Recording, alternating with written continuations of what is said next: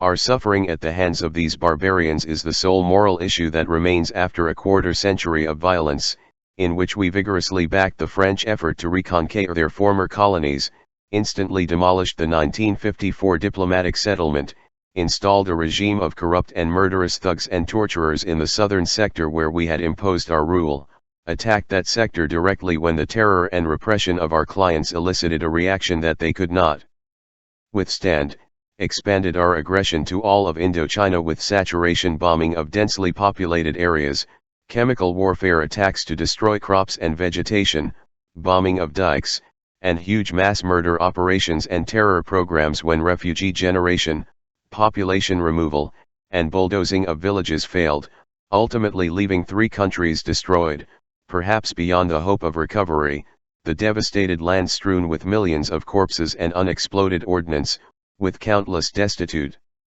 and maimed, deformed fetuses in the hospitals of the South that do not touch the heartstrings of pro-life enthusiasts, and other horrors too awful to recount in a region threatened with extinction, as a cultural and historic entity, as the countryside literally dies under the blows of the largest military machine ever unleashed on an area of this size, in the words of the hawkish historian Bernard Fall, one of the leading experts on Vietnam, in 1967, that is, before the major U.S. atrocities were set in motion. From all of this, one single element remains, the terrible abuse we have suffered at the hands of our tormentors. Reactions to our adversity are not entirely uniform. At the dovish extreme, we find Senator John Kerry, who warns that we should never again fight a war without committing enough resources to win. No other flaw is mentioned.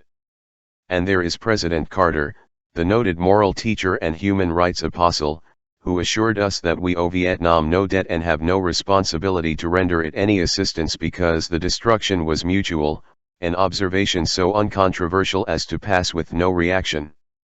Others less inclined to turn the other cheek forthrightly assign the blame to the Vietnamese communists alone, denouncing the anti-American extremists who labor to detect lingering ambiguities.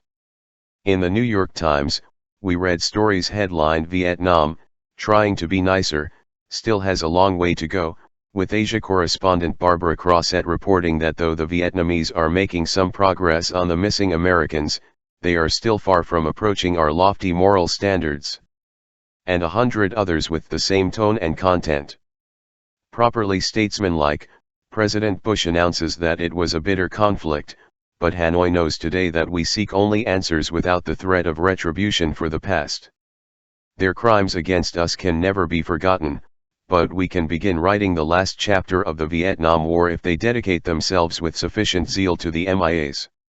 We might even begin helping the Vietnamese find and identify their own combatants missing in action, Crossett reports. The adjacent front page story reports Japan's failure, once again, to unambiguously accept the blame for its wartime aggression. As the 1992 presidential campaign heated up, Vietnam's savage maltreatment of suffering America flared up into a major issue. Had Washington done enough to end these abuses, or had it conspired to efface them? A front-page New York Times story by Patrick Tyler captured the mood. Tyler reported that the White House had rejected Ross Perot's 1987 proposal that easing the pressures against Hanoi might be a way to win the repatriation of any American servicemen still held in Southeast Asia. At the time, Tyler observes, Washington was taking a harder diplomatic line with Hanoi to achieve the same end. History has shown that concessions prior to performance is death, said Richard Childress, NSC official supervising POW/missing in action policy. They'll take and take and take, he added. We've learned that over 25 years. United States negotiators were holding onto their leverage until Hanoi made progress on a step-by-step roadmap to improved relations, through cooperation on P.O.W/M.I.A. investigations, Tyler adds, without even the most timid query about Washington's declared intentions or a hint, however faint, that someone might fail to appreciate their righteousness. As the country solemnly contemplated the mind of Japan, deploring the disgraceful self-pity of the Japanese, their failure to offer reparations to their victims, or even to come forward with a definitive Statement of wartime responsibility. The U.S. government and press escalated their bitter denunciations of the criminals in Hanoi who not only refuse to confess their guilt but persist in their shameful mistreatment of innocent America. In a lengthy report on this rising indignation over Vietnam's morbid insistence on punishing us 17 years after the war's official end, Crosset wrote that expectations for diplomatic relations between the U.S. and Vietnam may be set back by a resurgence of interest in one piece of unfinished business that will not go away, the fate of missing Americans.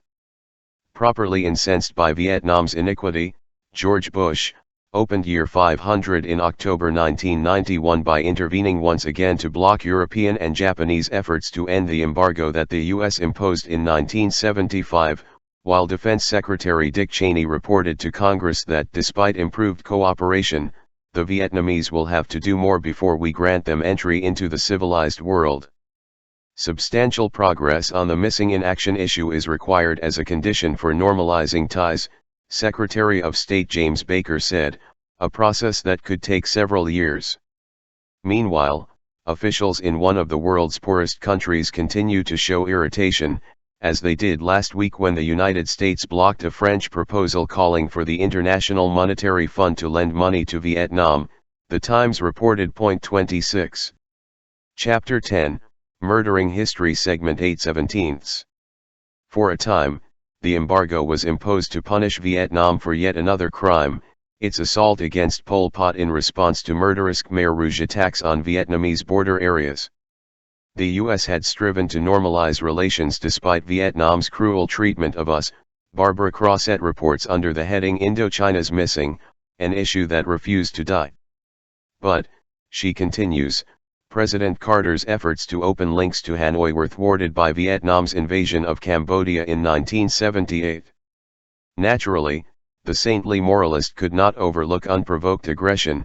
Had George Bush been in charge, he doubtless would have sent Stormin Norman to crush the aggressor, at least, if there had been a guarantee that no one would shoot back.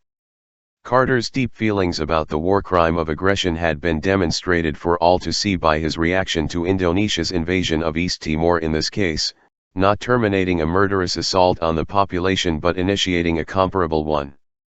As Indonesian violence approached genocidal levels in 1978 and its military supplies were running low, the Carter administration sharply stepped up the flow of arms to its Indonesian ally, also sending jets via the Israeli connection to evade congressional restrictions.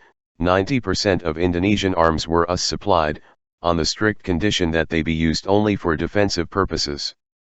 From his moral pinnacle, Carter surveyed the Vietnamese crime of aggression and reluctantly terminated his efforts to bring Vietnam into the community of civilized nations, so we are instructed.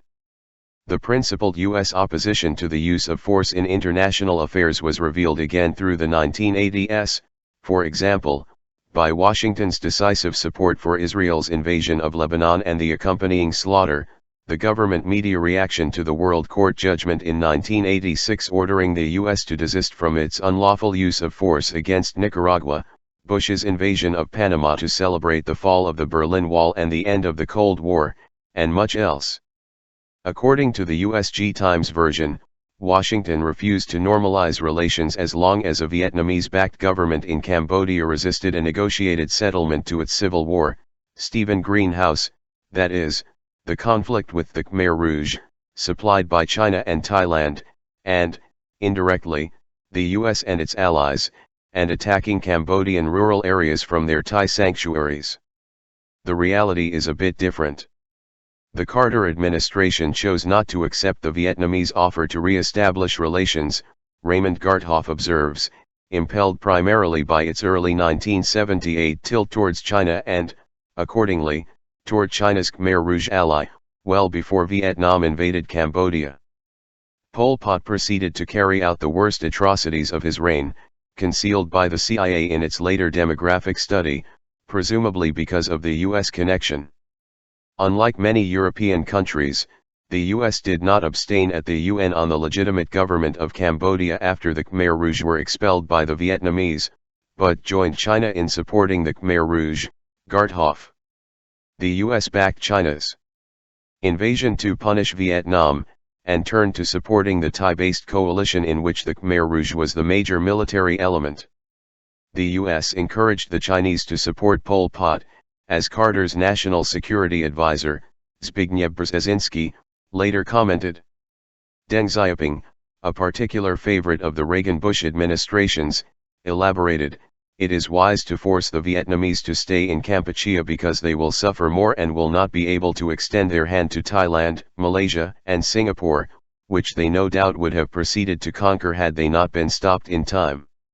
After helping to reconstruct Pol Pot's shattered forces, the US-China-Thailand coalition, and the West generally, lent its diplomatic support to Pol Pot, imposed an embargo on Cambodia and blocked aid from other sources, including humanitarian aid, and undermined any moves toward a negotiated settlement that did not offer the Khmer Rouge an influential role.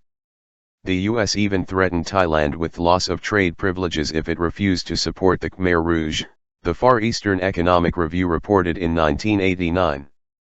It was under the pressure of the 5 permanent members of the UN Security Council that the Cambodians were forced to accept the return of the Khmer Rouge, Sihanouk pointed out in his first speech after his triumphant return to Cambodia in November 1991.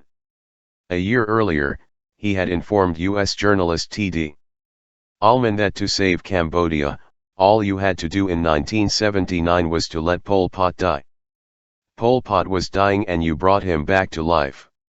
A more accurate rendering of Times speak, then, is that Vietnam's efforts to restore relations were thwarted by the Carter administration's turn towards China and the Khmer Rouge, that the US exploited the pretext of the invasion to punish the people of Vietnam and Cambodia as severely as possible, and that Washington refused to allow any diplomatic settlement that did not guarantee the Khmer Rouge a leading role.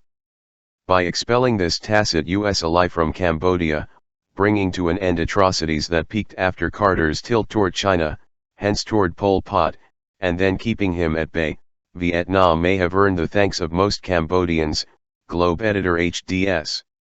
Greenway writes. But these actions earned it the opprobrium of most of the rest of the world, notably, those parts of the world that follow US whims. But Vietnam's withdrawal from Cambodia eliminated this pretext for the embargo, leaving only Vietnam's mistreatment of us on the missing in action issue. This continuing crime, US moralists in press and government explain, requires that we keep the embargo in force, thus depriving Vietnam of loans and investments from the international financial institutions that the US controls and the Europeans and Japanese, wary of stepping on the toes of their powerful and relentless ally. 31. 1992. Chapter 10, Murdering History Segment 9/17. The Pearl Harbor anniversary itself was marked by a Washington Post editorial noting that although Vietnam had made progress, some missing in action advocates allege that it is holding back remains. It will take considerable openness on Hanoi's part and diligent investigation on Washington's to clear up this question, the editors sternly conclude. If the Vietnamese are willing to cooperate fully, we may allow them to join the world community, though we will never forgive them for the harm and pain they have inflicted upon us for over 40 years, any more than we can forget the Japanese infamy of just a few years earlier. Turning again to the real world, it is largely US business interests that are complaining over the fanatical commitment to bleed Vietnam. They fear that they may be cut out of opportunities for profit by competitors abroad, that they may not get their fair share of trade in Vietnam, as one executive puts it. These considerations do provide some reason to rethink our stand.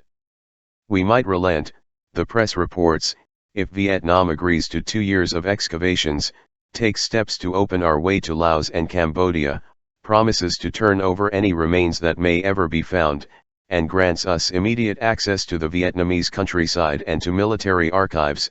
As the aggrieved party, we meanwhile confine Vietnamese diplomats at the UN to the immediate vicinity, and as for military archives, there are Vietnamese like Deputy Foreign Minister Le Mai, who says he understands the need of the American government to convince the American people on the Mias, Greenway writes. The Vietnamese also understand that the issue of missing Americans is the single greatest barrier to lifting the American-imposed trade embargo, establishing diplomatic relations with the US, and rejoining the world community. But, Greenway adds, there are also Vietnamese who speak with great bitterness against what they see as America making a political issue of its own loss with a country that has 200,000 to 300,000 of its soldiers missing and unaccounted for. One Vietnamese war veteran suggests that Americans come back and tell us where Vietnamese are buried. What a task, Greenway writes from ample direct experience as a war correspondent, recalling long-suppressed memories of bulldozers shoveling Vietnamese corpses into pits and helicopter sling loads, with arms and legs protruding from the mesh, being carted off to some unmarked grave. Greenway deserves credit for this rare departure from the ranks, though we might take note of a few other problems that some might attribute to an agent who remains unnamed.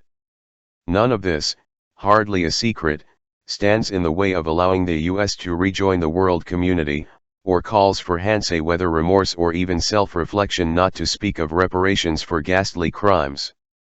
Other voices are too faint to penetrate our orgy of self-pity over the abuse we suffer.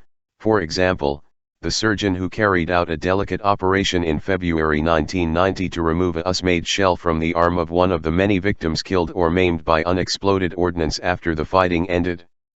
The miserable commies were berated with much scorn when they released maps of mines in Afghanistan so that civilians could be protected from the deadly legacy of their aggression. There were no such denunciations of the United States, for a simple reason: Washington refused to provide mine maps to civilian mine deactivation teams in Indochina. As a Pentagon spokesman explained, people should not live in those areas. They know the problem. What is more, as a matter of elementary logic, no condemnation could be in order for seeding the countryside with mines or anti-personnel bomblets in our excess of righteousness and disinterested benevolence. Readers of the foreign press can hear the voice of 11-year-old Tran Viet Quang in the city of Vinh, which had the misfortune of being cursed by location, as the Times thoughtfully explained, p. 242. His parents desperately want him to obtain an education, and since the town cannot afford school books, Tran must go without breakfast so that his parents can buy them. If he's lucky, his teacher will buy chalk out of a salary eked from 2 or 3 jobs. The local government also cannot afford to repair many of the roads, hospitals, and sewage drains destroyed 20 years ago by U.S. bombers, John Stackhouse reports from the shattered city. In 1991, the Children's Hospital was forced to close 50 of 250 beds and to ask patients to provide medicines. Doctors perform surgical operations on a table donated by Poland, largely without equipment. At the Vinh Medical Center, where the hospital's pharmacy remains a pile of rubble, a doctor states the obvious: the problems here are a consequence of the American war, and the embargo has made it worse. The embargo, Stackhouse notes, has isolated Vietnam internationally, cutting it off from trade and aid flows, blocking aid from development organizations where the U.S. has an effective veto, including the Manila-based Asian Development Bank, which is prepared to lend $300 million, including funds for an irrigation project that could increase farm yields by 1/3. Though Vietnam undertook the structural adjustment programs required by the official lenders well before Eastern Europe, it cannot receive any of the low-cost World Bank funds designed to ease the severe impact, thanks to the stern U.S. veto. The result is that child deaths are 2 to 3 times higher than in Bangladesh, and the education system, which once produced an overwhelmingly literate population, has collapsed. Commercial banks and other donors and investors will not move until the U.S. permits it, and foreign markets are largely closed, so there is no prospect for private sector jobs. Even a UNICEF appeal failed, because no one wants to offend the U.S., the director of UNICEF's Ho Chi Minh City office observes. Chapter 10, Murdering History Segment 10/17. Readers of the foreign press may also hear the voices of mountain tribesmen in October 1991, as they asked authorities for permission to shoot down a U.S. helicopter when they heard it was on the way to investigate evidence of U.S. soldiers missing in action. It is not difficult to uncover the source of the pent-up aggression here, Canadian correspondent Philip Smucker reports. It is only a matter of locating which village has had a child recently maimed or killed by a bomblet, A tiny bomb left hidden in the soil for the past 18 years in a region where carpet bombing and dioxin spraying by U.S. aircraft devastated the forests, leaving much of the countryside looking like a mountainous moonscape perforated with craters the size of Cadillacs. The soil drenched with more than 200 liters of chemical poisons a square hectare, so that the number of deformed children is much higher here than in the north where there was no spraying. In this isolated region alone, more than 5,000 people have been injured and killed from unexploded bombs since 1975. I hate the man who dropped this bomb, a peasant says standing in front of a crater 10 times his size that is literally at his doorstep, one of the relics of the B-52 carpet bombings that killed his wife in 1969. Another tells of his 8-year-old son, who had just been blown to pieces a few weeks earlier when he picked up a round metal object in the mud, another child's death that will go unrecorded in the annals of the Vietnam War. Surely there is nothing here to trouble our unsullied conscience as we scrutinize the deformed minds of the perfidious Japanese and the psychic disorders that so puzzle and intrigue us. Those who have memorized the guiding doctrine of the 500-year conquest will have no difficulty perceiving the moral chasm that lies between us and the Japanese. Morality comes from the barrel of a gun and we have the guns. As if to highlight the point, the New York Times Science section ran an article headlined "Study of Dioxin's Effect in Vietnam is Hampered by Diplomatic Freeze." The diplomatic freeze is depicted with the symmetry that objective journalism demands. Vietnamese and American officials move at a glacial pace in negotiations to improve ties, etc., but the article is unusual in noting some unfortunate consequences of this curious mutual disorder. The problem is that the 17-year freeze in relations between Vietnam and the United States is hindering vital research into long-term effects of Agent Orange and other sources of dioxin on both military and civilian populations. This is most unfortunate, since much might be learned about the potential dangers of industrial dioxin in the West by studying the people in areas sprayed during the Vietnam War with large doses of American defoliants containing dioxin. Vietnam is an ideal location for more research into potential links between dioxin and cancer, reproductive dysfunction, hormone problems, immune deficiencies, disorders of the central nervous system, liver damage, diabetes, and altered lipid metabolism, the article continues, and may help solve the critical problem of determining the level at which it might become dangerous to humans. That the creatures under inquiry might have some needs to be addressed, perhaps by the hidden agent, is a thought too exotic to be addressed, even hinted. There are 2 reasons why Vietnam could provide excellent opportunities for study. First, a large number of Vietnamese of all ages and both sexes have been exposed to dioxin, including many women and children, while in the West, industrial accidents or neighborhood contamination as in Sevso, Italy, and Love Canal have involved small groups in confined areas, mostly men. Second, Vietnam furnishes an extensive control group, since Northerners were not sprayed. Another useful feature is that many Vietnamese had substantial exposures to dioxin. 80% of the Vietnamese lived in rural areas and were frequently barefoot or in sandals, an American researcher comments. Cooperation in Vietnam couldn't be better, but we're letting a unique opportunity fade to study the health consequences for all of us because of the continuing freeze. Time is running out for studies of people exposed to spraying. Perhaps this interesting research project might include a look at the children dying of cancer and birth defects or the women with rare malignant tumors in hospitals in the South, not the North, spared this particular atrocity, the sealed containers with hideously deformed babies, and other terrifying scenes reported occasionally in the foreign press or far from the public eye here. That inquiry too might yield benefits for the United States. This critique of the mutual disorder departs from convention in at least suggesting that something may be awry. Like all too much else, it may raise in some minds the question whether the intellectual culture is real, or a script by Jonathan Swift. The critique recalls the occasional complaints about the heavy censorship in Japan under the American occupation, imposed in secret. References to it were censored, while the U.S. designed a constitution for Japan stating that no censorship shall be maintained, nor shall the secrecy of any means of communication be violated, and General MacArthur was emphatically telling the Japanese people and Japanese journalists that freedom of the press and freedom of speech were very close to his heart, and were freedoms for which the Allies had fought the war. Monica Bra.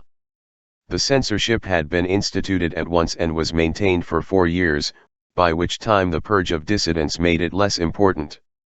One motive, from the first days, was to prevent any discussion of the atom bomb or its effects.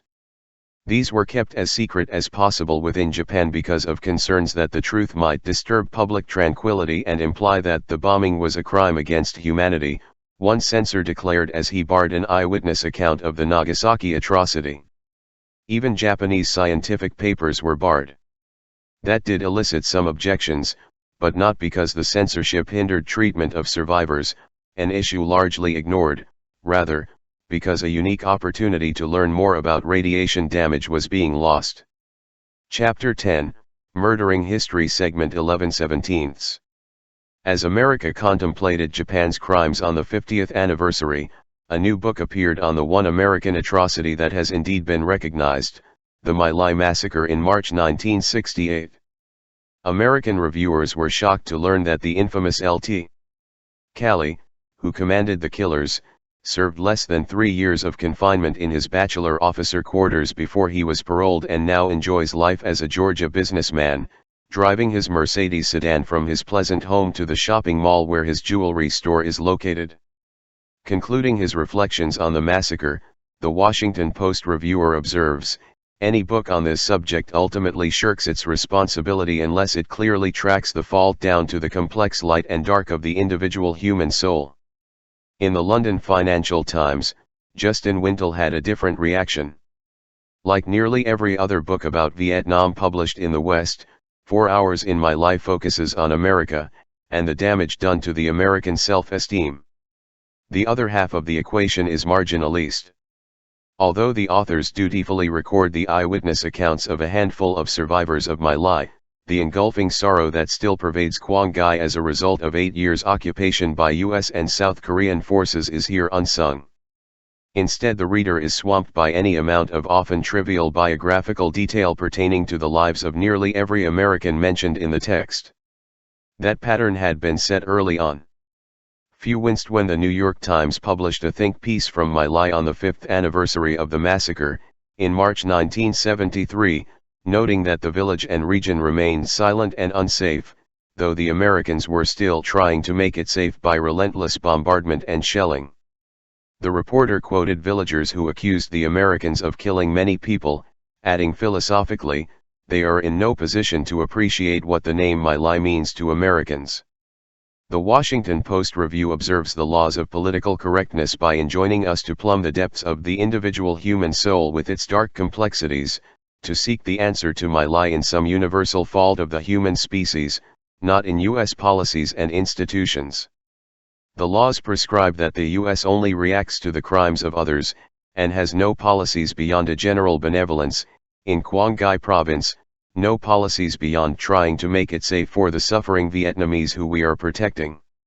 True, there was destruction in Indochina, but, quite commonly, with no agent. There were substantial tracts of land made fallow by the war, the Times' leading Asia hand, Fox Butterfield, reports, coining a phrase that would have made Orwell gasp.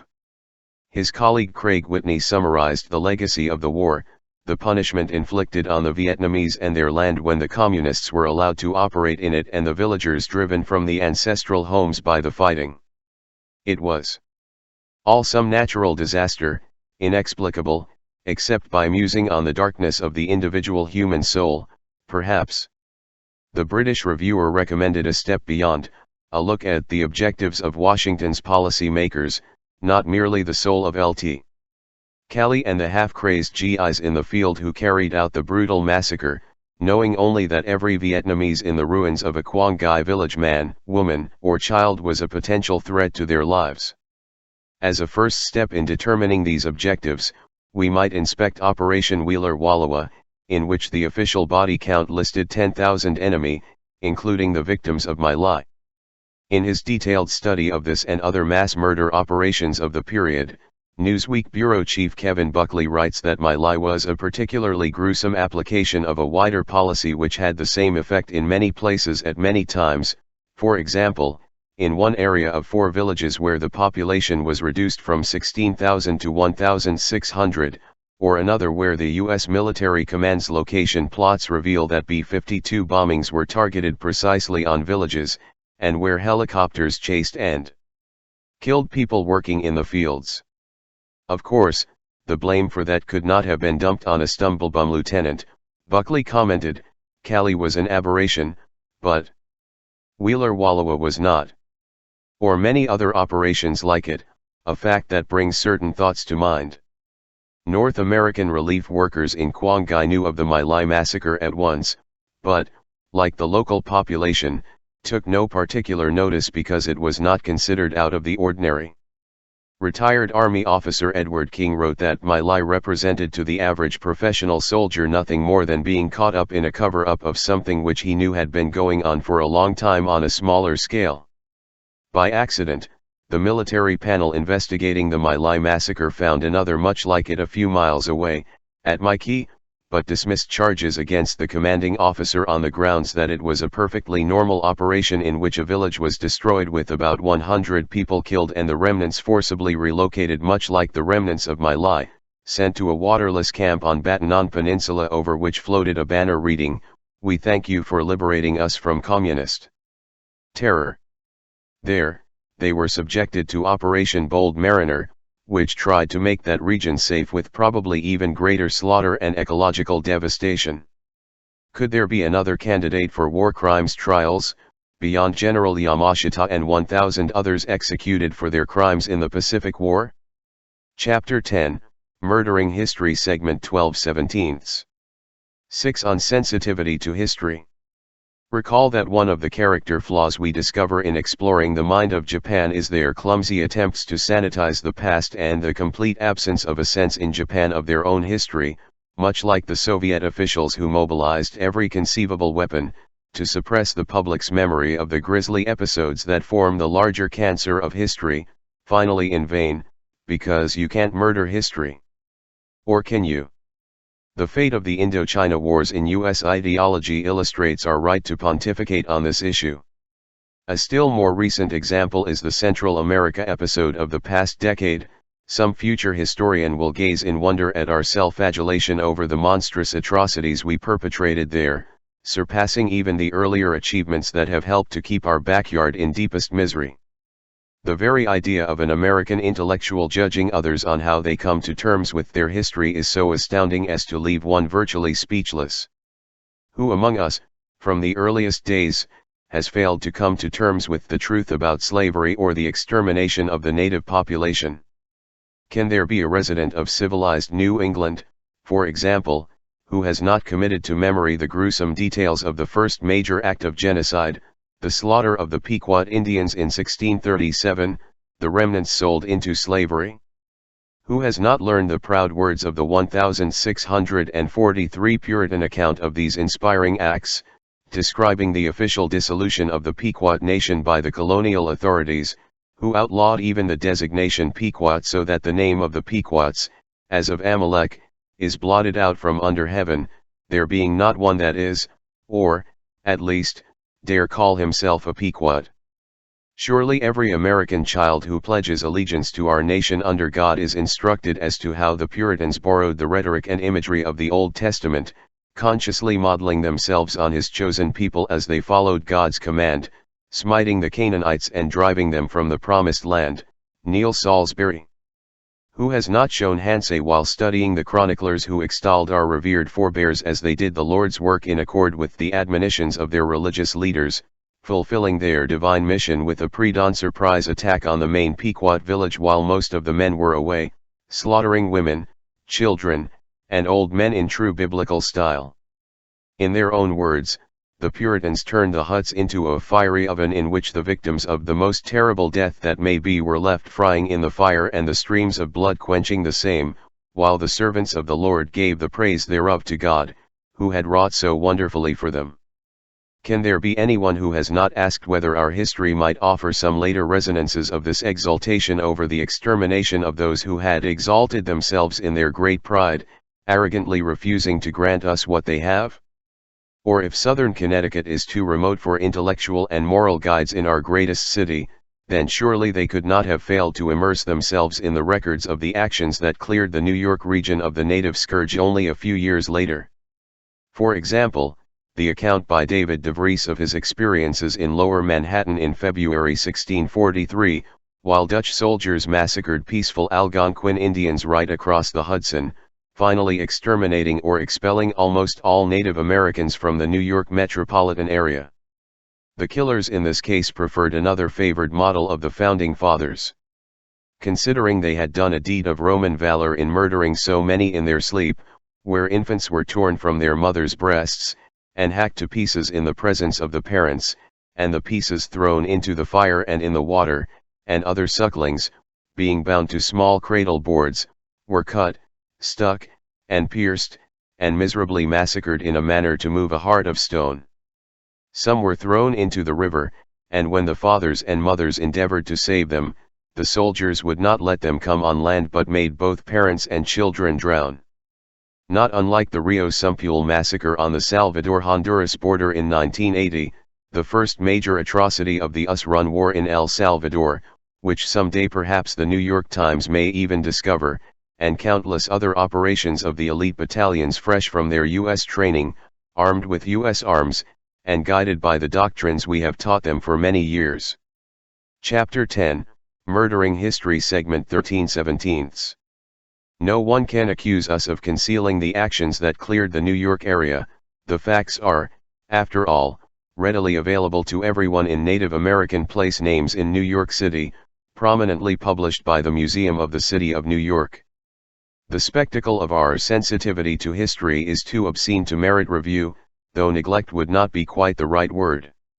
Anyone who can recall the images and lessons of their childhood will know why, at least those whose childhood years came before the impact of the popular movements of the 1960s was finally felt, arousing a chorus of revulsion over the PC takeover of our previously saintly culture. My own memories were reawakened a few weeks after the exposure of the My Lai massacre in 1969, while thumbing through a fourth-grade text on colonial New England assigned in a Boston suburb noted for the quality of its schools.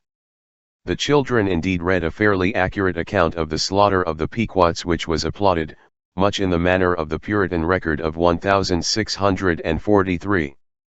And so the story continues right through the 500th year. In the Times Book Review, historian Caleb Carr reviews a book on the 1862 Sioux Uprising in Minnesota. The Minnesota encounter, he explains, was a total war between rival nations for control of a territory both groups were willing to die for. But there was a crucial asymmetry. For one nation, settlement was generally their last hope. They were staking not only their fortunes but also their very lives on the hope of building new lives in untried country. For the natives, at least at first, the terms of the conflict were less mortal. They could, after all, trudge off further west. Carr describes the encounter as less than inspiring, and praises the author for recognizing that both nations were guilty of crimes. Those of the Sioux are outlined in gory detail: atrocious behavior, sadism and bloodlust, a particular penchant for torturing infants and children, etc. The tune changes markedly when Carr turns to the settlers seeking to build new lives: broken treaties, hanging of 38 Sioux, expulsion even of some who were not guilty of resistance, etc. But the radical difference is only fair, given the asymmetry of need in the encounter. To conjure up a nightmare, suppose the Nazis had won the European war. Perhaps some later German ideologue might have conceded that the encounter between Germans and Slavs on the Eastern Front was less than inspiring, though for balance, we must recall that it was a total war between rival nations for control of a territory both groups were willing to die for, and for the Slavs the terms of the conflict were less mortal than for the Germans needing Lebensraum, staking not only their fortunes but also their very lives on the hope of building new lives in untried country. The Slavs, after all, could trudge off to Siberia. It is noteworthy that Carr's review opens with the predictable frothing at the mouth about the evils of PC. That is, the efforts of a misguided few to face some of the truths of history. That is a common posture, in the Times, de rigueur on this topic, among others. In a typical case, another Times reviewer, with bitterness dripping from every line, writes that a novel on Columbus adheres closely to the new multicultural perspective, focusing on what the author sees as the devastating effects that Columbus's arrival in the New World had on the native populations, including the supposed deaths of thousands of people. Who but a fashionable multiculturalist could believe that the effects of the conquest were devastating, or could suppose that thousands of Native Americans died? A second Times reviewer of the same book, former Newsweek senior book critic Paul Prescott, chimes in with a hysterical denunciation of the ideologically correct author for daring to write that the Spanish harmed the natives of Hispaniola while suppressing the kind of history is not politically correct, that the natives told Columbus that their immediate problem was that they were being eaten by the Caribs. How they told Columbus this tale of woe, and why no record exists, Prescott does not explain. On the immediate problem as seen by the contemporary observer Las Casas, who denied the cannibalism charge concocted by Columbus, see pages 198-9. It is not unreasonable to suppose that the extremely crude but quite effective propaganda campaign about the takeover of our culture by PC left fascists was in part motivated by the forthcoming quincentennial, with the danger that it might elicit some self-reflection, perhaps even remorse. Chapter 10, Murdering History Segment 14/17. 7 Thief. Thief. The renewal of the punishment of Vietnam for its crimes, the voices of the unheard victims, the search into the depths of the individual human soul, but nothing more, in the case of our admitted departure from purity, and our contemplation of the mind of Japan, all of these fall on the 50th anniversary of Pearl Harbor, along with the resurgence of self-pity over our tragic fate. Those who might believe that the Paumia issue reflects the profound humanitarian impulses of our leaders will quickly be disabused of this naive idea by a look at a few comparisons. Walter Woke, a Vietnam veteran who chairs the New York State Senate Vietnam Veterans Advisory Council, writes, "At the end of World War II the U.S. had 78,751 MIAs, 27% of the war's U.S. battle deaths. The Korean War resulted in 8,177 MIAs, which represented 15.2% of the Americans killed in action. Of the 2.6 million Americans who served in Vietnam, 2,505, less than 5.5% of the U.S. battle deaths are listed as missing in action. But even that figure is misleading. Of that number, 1,113 were killed in action, but their bodies were not recovered. Another 631 were presumed dead because of the circumstances of their loss, i.e., airmen known to have crashed into the sea, and 33 died in captivity. The remaining 728 are missing. It should be noted that 590 of the missing Americans, 81%, were airmen, and there were strong indications that more than 442 of these individuals, 75%, went down with their aircraft. Are the Vietnam MIAs in a special category because of the refusal of the savage communists to allow a thorough search? In the major study of the Missing in Action campaign, Bruce Franklin points out that remains of MIAs from World War II are discovered almost every year in the European countryside, where no one has hampered any search for 45 years. Remains from General Custer's 1,876 battle were still being located in the 1980s, as were skeletons of Confederate soldiers and U.S. soldiers killed in Canada during the War of 1812.50. The truth of the matter is not hard to perceive. The state media complex has been resorting to a trick familiar to every petty crook and tenth-rate lawyer: when you are caught with your hand in someone's pocket, cry thief. Thief. Don't try to defend yourself, thus conceding that there is an issue to confront, rather, shift the onus to your accusers, who must then defend themselves against your charge. The technique can be highly effective when control over the doctrinal system is assured. The device is familiar to propagandists, virtually a reflex, adopted unthinkingly. The PC propaganda operation is a transparent example, Chapter 2.4. The device also comes naturally to the corporate rulers, who commonly present themselves as pathetic and embattled, desperately trying to survive the onslaught of the liberal media, powerful unions, and hostile government forces that keep them from earning an honest dollar. Their media propagandists play the same game. During the Pittston mine workers' strike in 1989 to 1990, the company president ran daily press conferences, though it was hardly necessary, since the media were eager to do his work for him. In the first, and only, TV gesture toward coverage, Robert Kulwich of CBS commented that Pittston Coal Group president Mike Odom is willing to say that the union has done a very slick public relations job, and that he has some catching up to do. That takes care of the fact that the national media, to the limited extent that they covered this historic labor struggle at all, adopted the company point of view reflexively, deflecting union efforts to present the issues as the workers saw them with their practiced efficiency. The same device is standard in debate over the media. It is child's play to demonstrate their subordination to state power with regard to Indochina, Central America, and the Middle East.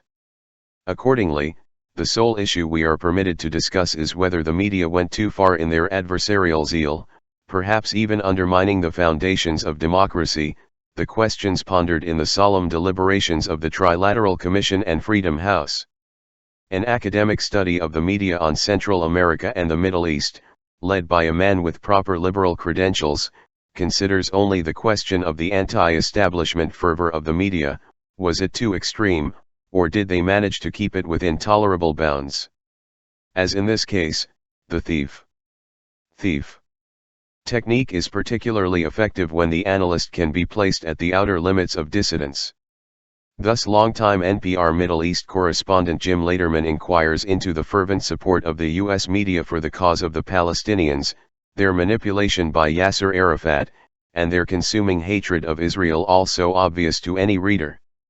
Exhibiting his left-liberal credentials, he concludes that there is no proof of a conscious anti-Semitic conspiracy, despite appearances. Point 52. In such ways, mountains of evidence can be made to disappear with a mere flick of the wrist. The technique requires lockstep loyalty on the part of the cultural managers. But the unwashed masses are sometimes more difficult to handle. In the case of Vietnam, by the late 1960s, substantial sectors of the public were joining those whom Kennedy Johnson National Security Advisor McGeorge Bundy called the wild men in the wings, questioning the first team that was running the war, and even the justice of the U.S. cause. Point 53. With all the help provided by the mass media, things were reaching the point where the murderous barbarism of the U.S. war could no longer be concealed or defended. The predictable response was to cry thief. Thief. Of course, there was nothing new in this. But the Indochina wars were reaching the stage where something was needed beyond the norm. Chapter 10, Murdering History, Segment 15/17. By the late 60s, school children were given assignments in the Weekly Reader, which goes to elementary schools throughout the country, to write letters to Ho Chi Minh pleading with him to release the Americans he had captured, the implication being that the evil communists had snatched them as they strolled peacefully on Main Street, Iowa, spiriting them off to Hanoi for the purpose of torturing them. The PR campaign went into full gear in 1969, for two major reasons. First, U.S. atrocities were reaching a scale that surpassed any hope of denial.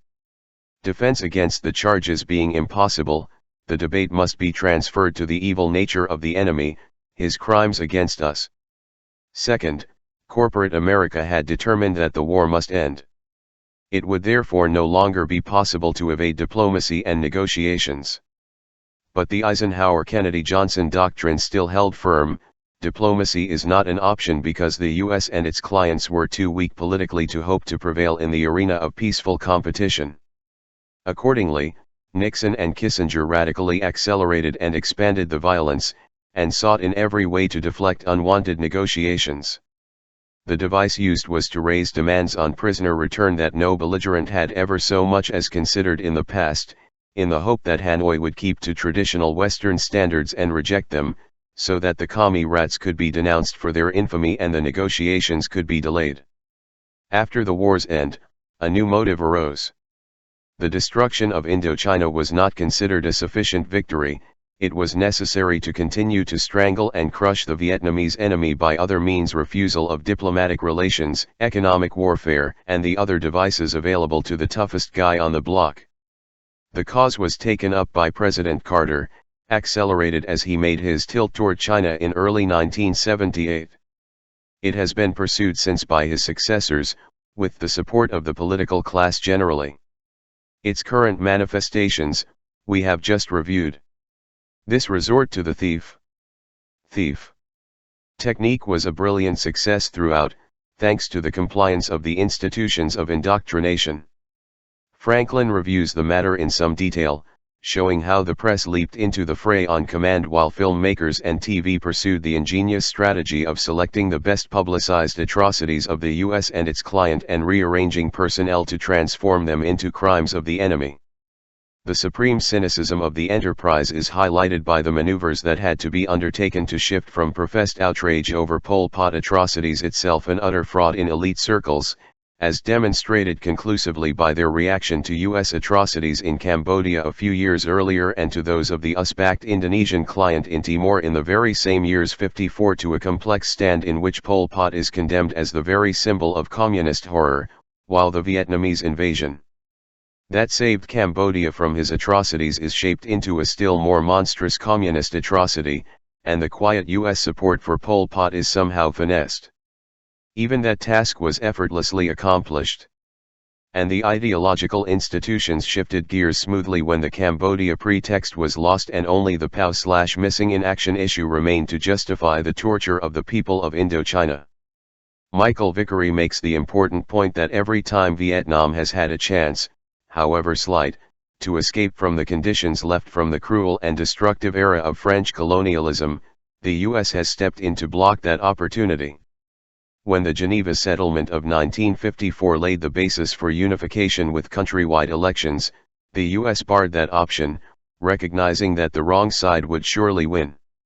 Though the DRV, North Vietnam, was cut off from the traditional food surplus areas in the south, by 1958 it had achieved food self-sufficiency while industry was developing, a prospect of success that caused much dismay among U.S. planners, who urged secretly that the U.S. do what it could to retard the economic progress of the communist Asian states, with its dangerous demonstration effect. They were particularly concerned over the progress in the DRV in comparison to the failures of the US-imposed regime in the South. U.S. intelligence in 1959 expected development in the South to lag behind that in the North, where economic growth was proceeding and was concentrated on building for the future. The Kennedy escalation and its aftermath took care of that threat. After the war, Vietnam was admitted to the IMF, and in a confidential report of 1977, a World Bank team praised the Vietnamese government's efforts to mobilize its resources and tap its vast potential. The U.S. made short shrift of that danger as well, blocking any assistance and imposing an economic stranglehold. In 1988 to 1990, Vickery observes further, in spite of an extremely unfavorable international position, Vietnam had come through with a surprising economic success, leading the IMF to present a glowing report, the Far Eastern Economic Review reported.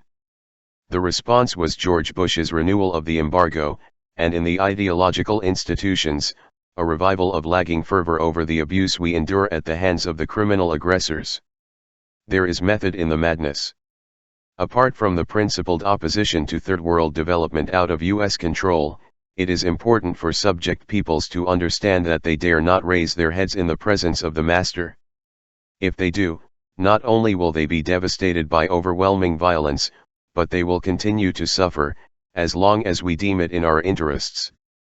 Current treatment of Nicaragua illustrates the pattern, as of Iraq, where Bush's friend and ally stepped out of line, so we must see to it that tens of thousands of his Iraqi victims die of starvation and disease after the war's end.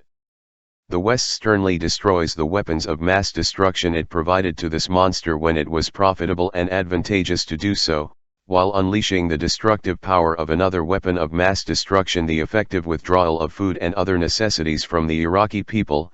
Two specialists on world hunger observe. 56 The lower orders must understand their place in a world of order and stability.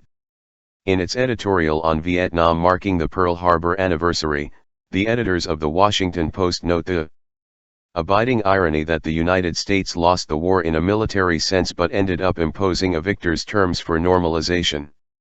It could do so because it remained a country representing dominant global values, powerfully influencing the regional balance and the international economy.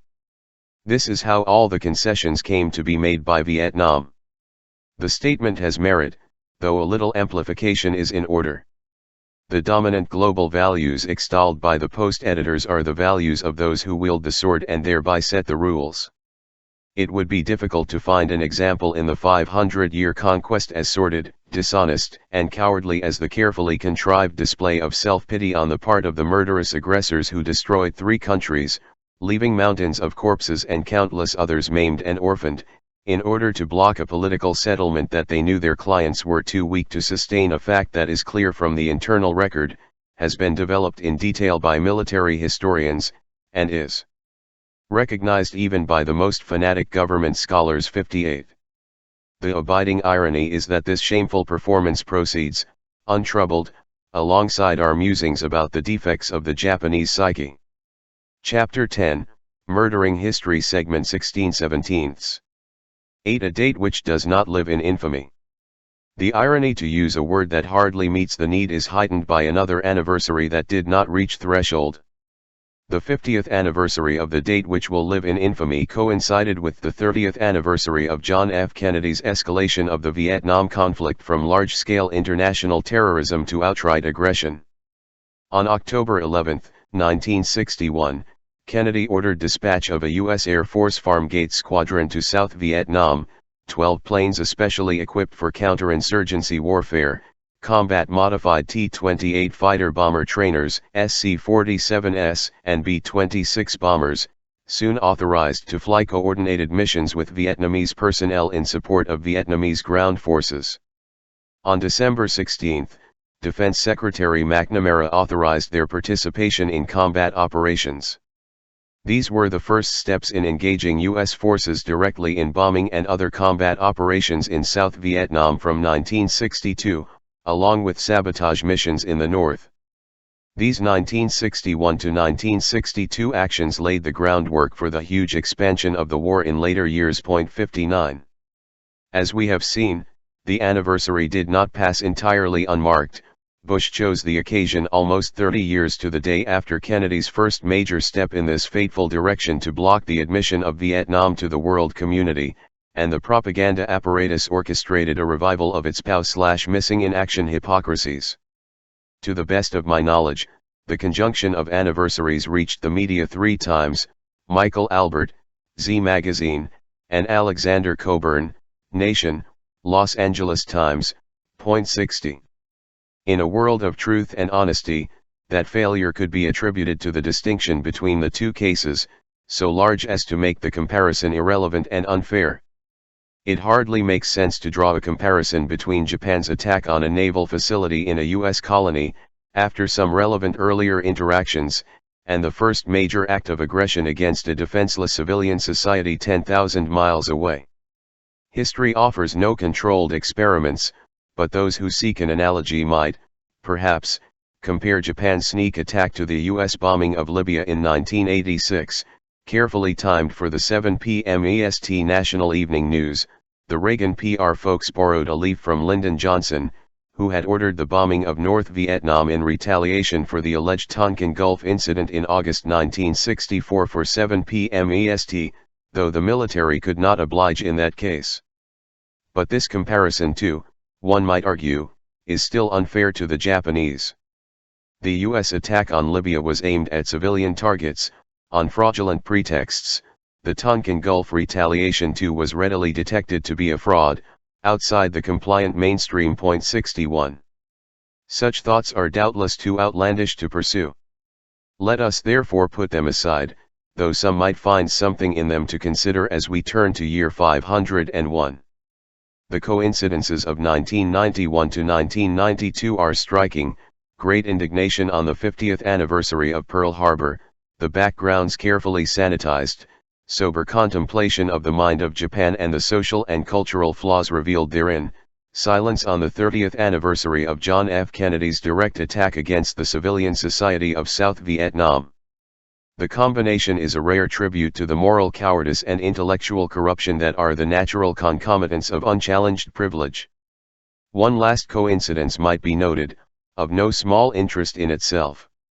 The forgotten 30th anniversary of JFK's aggression happened to be the occasion for an outpouring of adulation for the fallen leader who, it was claimed with some passion, intended to withdraw from Vietnam, a fact suppressed by the media, and had been assassinated for that reason.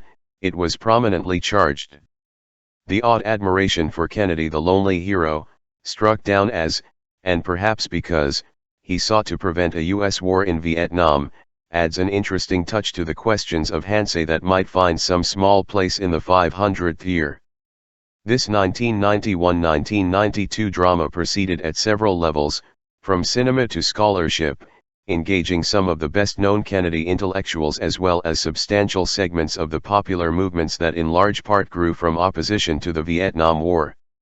Much as they differ on parts of the picture and other issues, there is a shared belief across the spectrum that history changed course dramatically when Kennedy was assassinated in November 1963, an event that casts a dark shadow over all that followed. Specific timing apart, the renewal of Camelot enthusiasms is an interesting and enlightening manifestation of the cultural and political climate of the early 1990s. There is no doubt about the import of what followed Kennedy's 1961 aggression.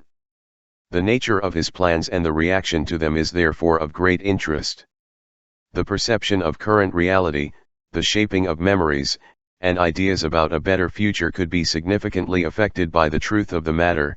At one end of the spectrum of views, the murder of the president, however tragic the killing of an individual may be, was an event of indeterminate political consequence, though one may speculate one way or another without firm basis. 62, at the other, it was a momentous historical event, with extraordinary long-term significance and ominous portent.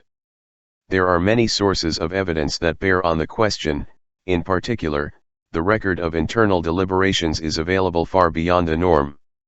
While history never permits anything like definitive conclusions, in this case the richness of the record, and its consistency, permit some unusually confident judgments, in my opinion.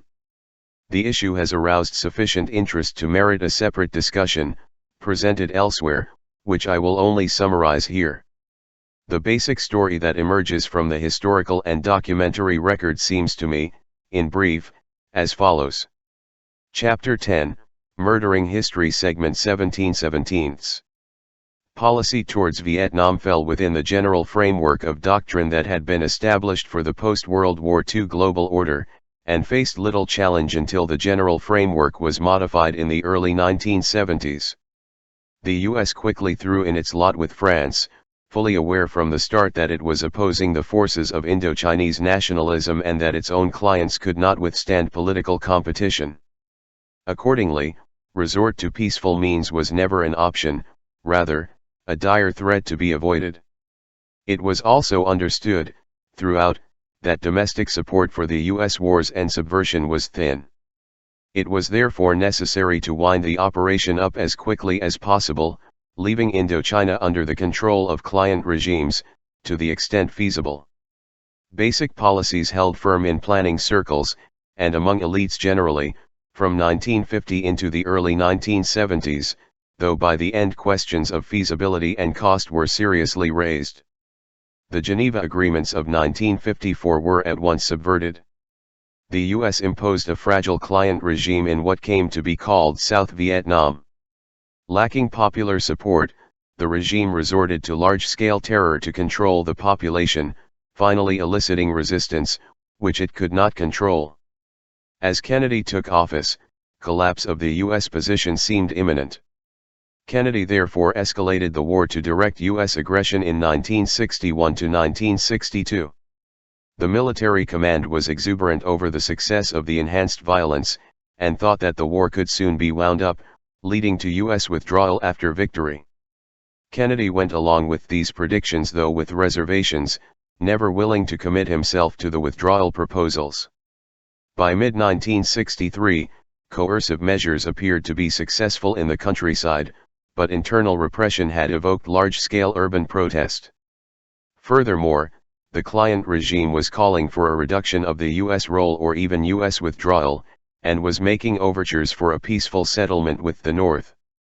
The Kennedy administration therefore resolved to overthrow its client in favor of a military regime that would be fully committed to military victory. This result was achieved with the military coup of November 1, 1963. As the U.S. command had predicted, the coup simply led to further disintegration, and as the bureaucratic structure of the former regime dissolved, to a belated recognition that reports of military progress were built on sand. Tactics were then modified in the light of two new factors: 1. The hope that at last a stable basis had been established for expanded military action, and 2. Recognition that the military situation in the countryside was a shambles. The first factor made escalation possible, the second made it necessary, even more so as the former hopes were seen to be a mirage. The plans to withdraw, always predicated on victory, had to be abandoned as the precondition collapsed. By early 1965, only large-scale U.S. aggression could prevent a political settlement. The unchallenged policy assumptions allowed few options. The attack against South Vietnam was sharply escalated in early 1965, and the war was extended to the north. The January 1968 Tet Offensive revealed that the war could not be quickly won. By that time, internal protest and deterioration of the U.S. economy vis-a-vis its industrial rivals convinced domestic elites that the U.S. should move towards disengagement.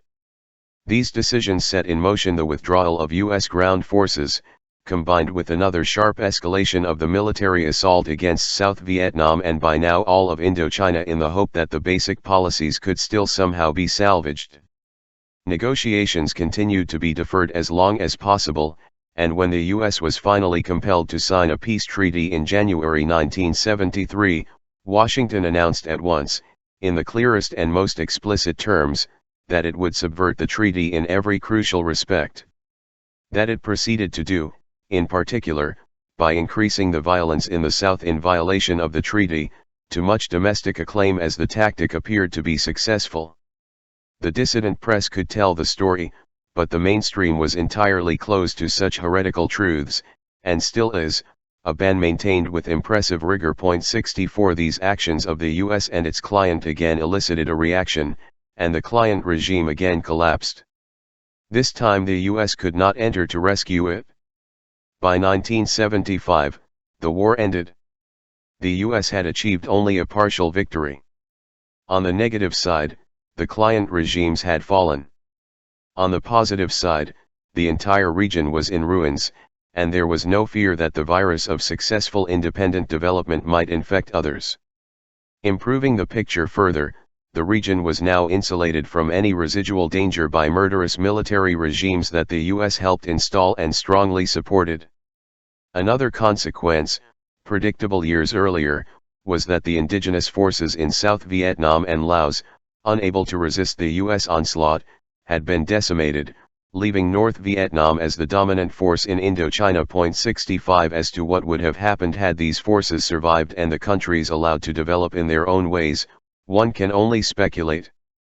The press and journals of opinion are happy to serve up the desired formulas, but these, as usual, reflect doctrinal requirements, nothing more. Basic policy remained constant in essentials: disentanglement from an unpopular and costly venture as soon as possible, but after the virus was destroyed and victory assured, by the 1970s, with increasing doubt that U.S. client regimes could be sustained. Tactics were modified with changing circumstances and perceptions. Changes of administration, including the Kennedy assassination, had no large-scale effect on policy, and not even any great effect on tactics, when account is taken of the objective situation and how it was perceived. The scale of these colonial wars and their destructiveness was extraordinary, and the long-term import for international and domestic society correspondingly great. But in their essentials, the Indochina Wars fall well within the history of the 500-year conquest, and more specifically, within the framework of the period of U.S. hegemony. Chapter 11. The Third World at Home. 1. The Paradox of 92. The basic theme of the 500-year conquest is misread if it sets Europe broadly construed against the subject domains. As Adam Smith stressed, the interests of the architects of policy are not those of the general population. The internal class war is an inextricable element of the global conquest. One of the memories that reverberates through the 500 years is that European societies were also colonized and plundered, though the better organized communities with institutions for economic regulation and political self-government and traditions of resistance were able to retain basic rights and even extend them through continuing struggle. The end of the affluent alliance and the onset of the new imperial age have intensified the internal class war. A corollary to the globalization of the economy is the entrenchment of third world features at home, the steady drift towards a two-tiered society in which large sectors are superfluous for wealth enhancement for the privileged. Even more than before, the rabble must be ideologically and physically controlled, deprived of organization and interchange, the prerequisite for constructive thinking and social action. The paper has taken us one at a time and convinced us how good the times are. Wobbly writer T-Bone Slim commented, "We have no opportunity to consult our neighbor to find out if the press speak the truth." A large majority of the population regard the economic system as inherently unfair, look back at the Vietnam War as not a mistake but fundamentally wrong and immoral, favored diplomacy not war as the US prepared to bomb Iraq, and so on. But these are private thoughts. They do not raise the dread threat of democracy and freedom as long as there is no systematic way to consult our neighbor. Whatever the individual thoughts may be, collectively we march in the parade. No presidential candidate, for example, could possibly say I opposed the Vietnam War on principled grounds and honor those who refused to obey the order to fight a war that was fundamentally wrong and immoral. In any system of governance, a major problem is to secure obedience. We therefore expect to find ideological institutions and cultural managers to direct and staff them. The only exception would be a society with an equitable distribution of resources and popular engagement in decision-making, that is, a democratic society with libertarian social forms. But meaningful democracy is a remote ideal, regarded as a danger to be averted, not a value to be achieved. The ignorant and meddlesome outsiders must be reduced to their spectator status, as Walter Lippmann phrased the theme that has long been common coin. The current mission is to ensure that any thought of controlling their destiny must be driven from the minds of the rascal multitude. Each person is to be an isolated receptacle of propaganda, helpless in the face of two external and hostile forces, the government and the private sector, with its sacred right to determine the basic character of social life. The second of these forces, furthermore, is to be veiled. Its rights and power must be not only beyond challenge, but invisible, part of the natural order of things. We have traveled a fair distance on this path. The rhetoric of the 1992 election campaign illustrates the process. The Republicans call for faith in the entrepreneur, accusing the other party of being the tool of social engineers who have brought the disaster of communism and the welfare state, virtually indistinguishable. The Democrats counter that they only intend to improve the efficiency of the private sector, leaving its dictatorial rights over most of life and the political sphere unchallenged. Candidates say vote for me, and I will do so and so for you.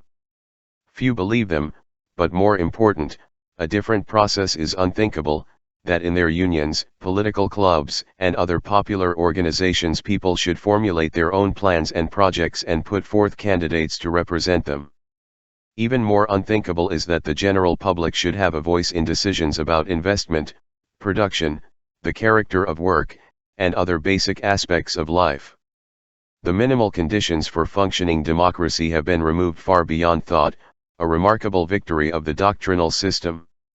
Toward the more totalitarian end of the spectrum, self-styled conservatives seek to distract the rascal multitude with jingoist and religious fanaticism, family values, and other standard tools of the trade. The spectacle has elicited some bemused commentary abroad. Observing the 1992 Republican Convention, from the pre-Enlightenment God and Country rally on opening day to the party platform crafted by evangelical extremists, and the fact that the Democratic candidate mentioned God 6 times in his acceptance speech and quoted from scriptures, The Economist wondered at a society not ready yet for openly secular leaders, alone in the industrial world. Others watched with amazement as a debate between the vice president and a TV character occupied center stage. These are signs of the success in defanging democratic forms, to eliminate any threat to private power. Contemporary right-wing discourse can hardly fail to bring to mind earlier denunciations of liberalism, with its call for women's equality and denial of the ancient truth that a woman's world is her husband, her family, her children, and her home, Adolf Hitler. Or the warning, from the same voice, that it is a sin against the will of the Almighty that hundreds upon thousands of His most gifted creatures should be made to sink in the proletarian swamp while Kafirs and Hottentots are trained for the liberal professions, however the current version may be masked in code words. The resort to cultural themes and religious jingoist fervor revives the classic fascist technique of mobilizing the people who are under assault. The encouragement of religious enthusiasm, in particular, has a long history within what E.P. Thompson called the psychic processes of counter-revolution used to tame the masses, breeding the chiasm of despair, the desperate hope for some other world than this one, which can offer little. Chapter 11, The Third World at Home, Segment 2/6. Studies of public opinion bring out other strands. A June 1992 Gallup poll found that 75% of the population do not expect life to improve for the next generation of Americans. Not too surprising, given that real wages have been dropping for 20 years, with an accelerated decline under Reaganite conservatism, which also managed to extend the cloud over the college-educated. Public attitudes are illuminated further by the current popularity of ex-presidents. Carter is well in the lead, 74%, followed by the virtually unknown Ford, 68%, with Reagan at 58%, barely above Nixon, 54%. Dislike of Reagan is particularly high among working people and Reagan Democrats, who gave him the highest unfavorable rating, 63% of a wide range of public officials, one study found. Reagan's popularity was always largely a media concoction.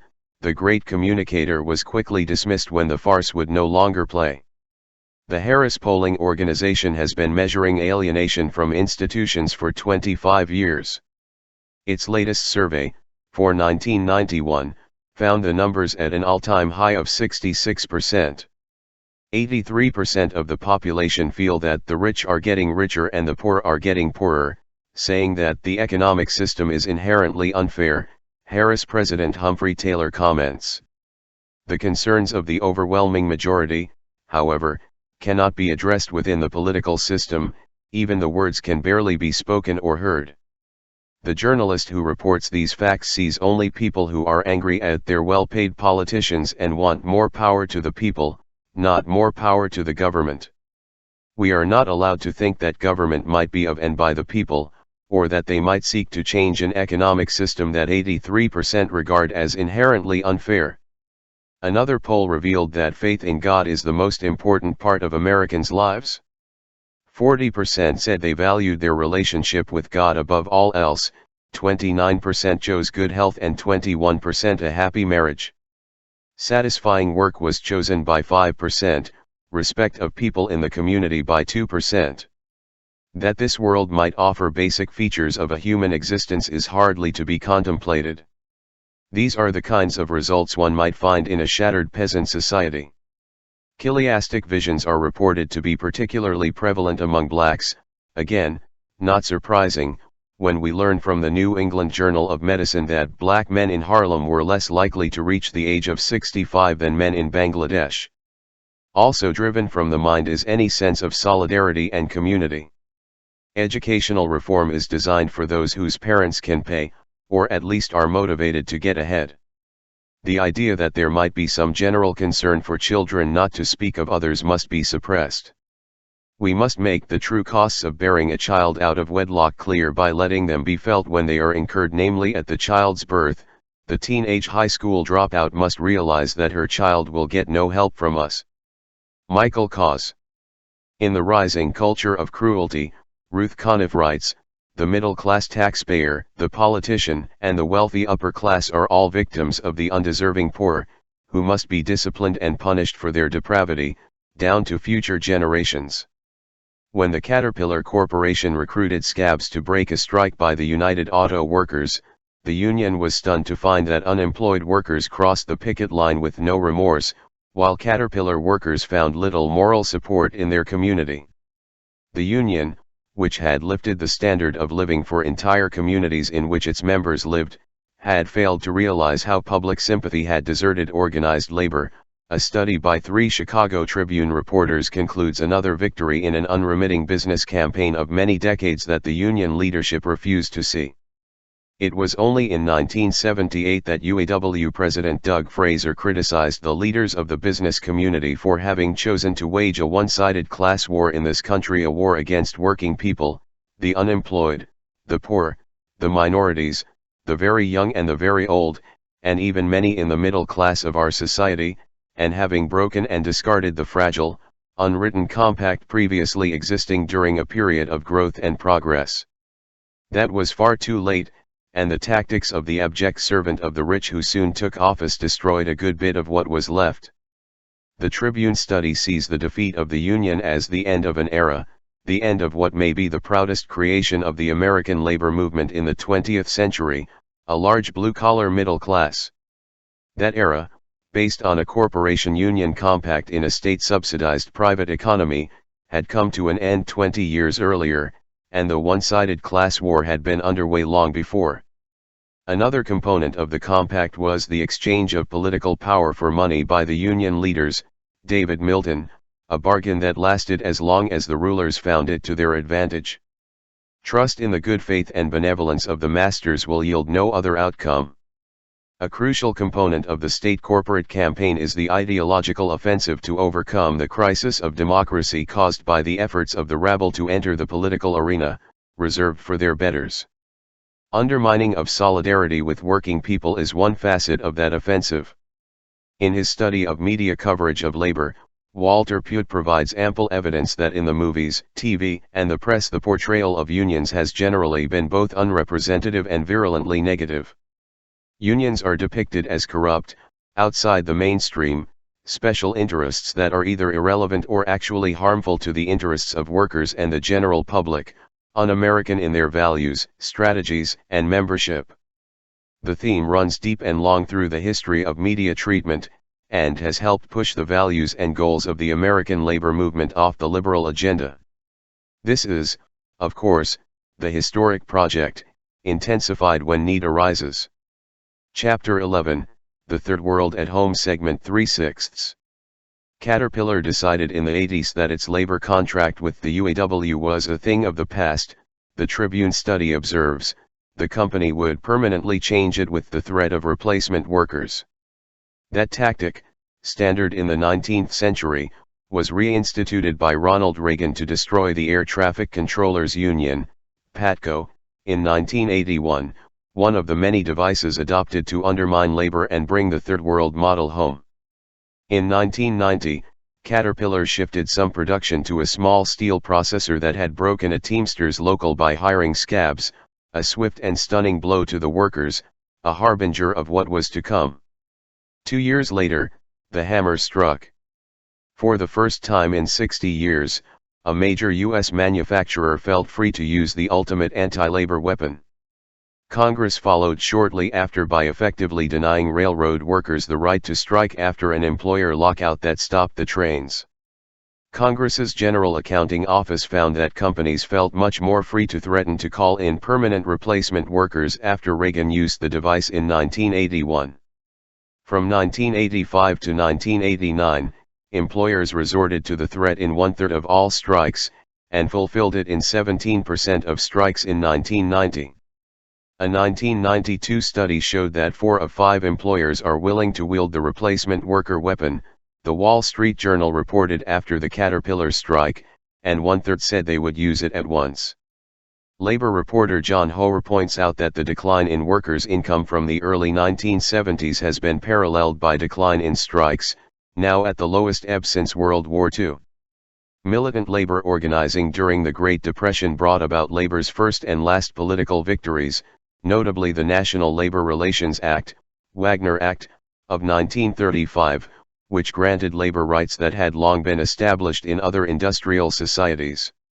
Though the right to organize was quickly weakened by Supreme Court rulings, it was not until the 1980s that corporate America felt strong enough to return to the good old days, moving the U.S. off the international spectrum once again.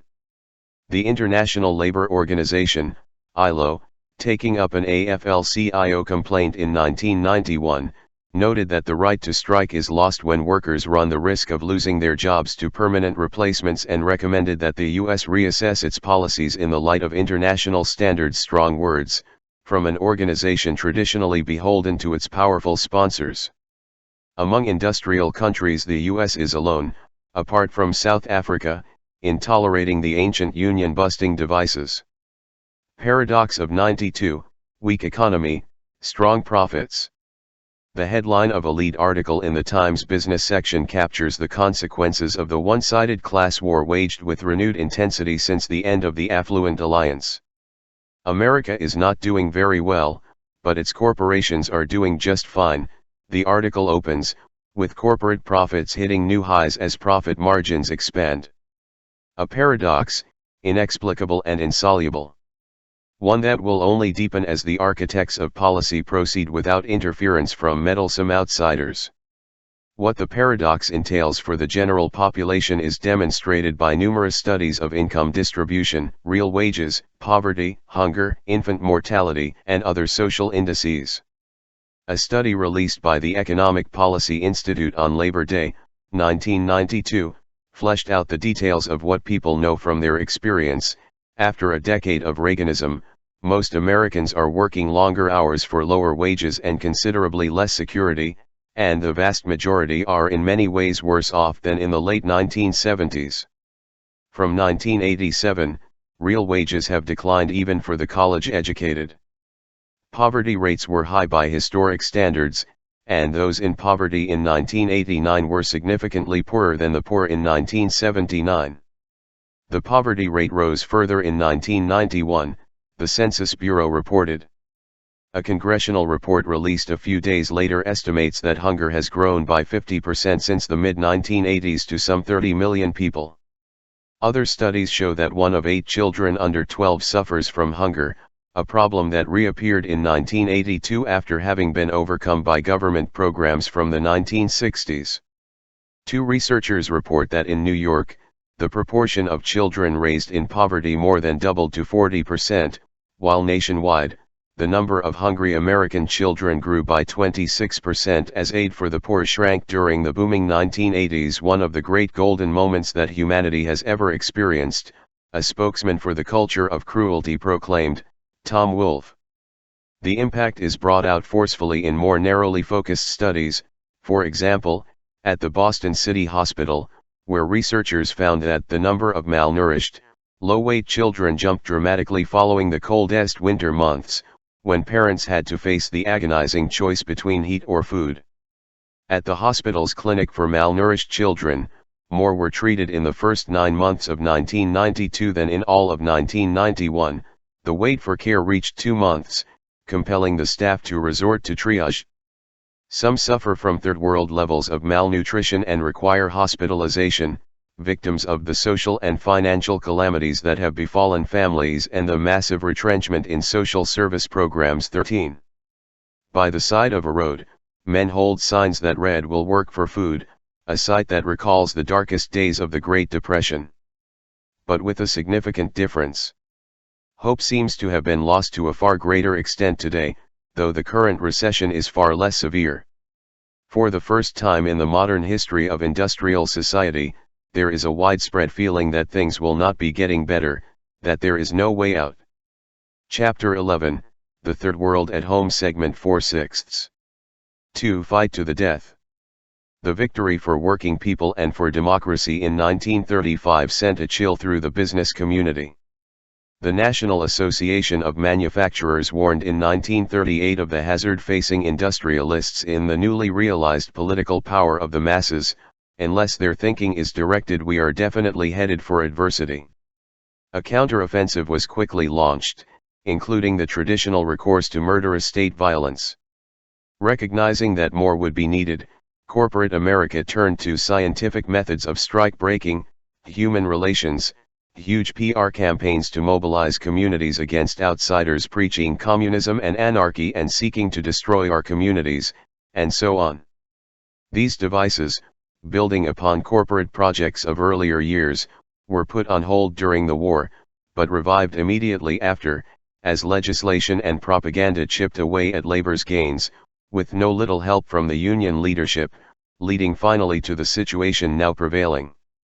The shock of the labor victories of the New Deal period was particularly intense because of the prevailing assumption in the business community that labor organizing and popular democracy had been buried forever. The first warning was sounded in 1932, when the Norris-LaGuardia Act exempted unions from antitrust prosecution, granting labor rights that it had received in England 60 years earlier. The Wagner Act was entirely unacceptable, and has by now been effectively reversed by the business-state media complex. In the late 19th century, American workers made progress despite the extremely hostile climate. In the steel industry, the heart of the developing economy, union organization reached roughly the level of Britain in the 1880s. That was soon to change. A state business offensive destroyed the unions with considerable violence, in other industries as well.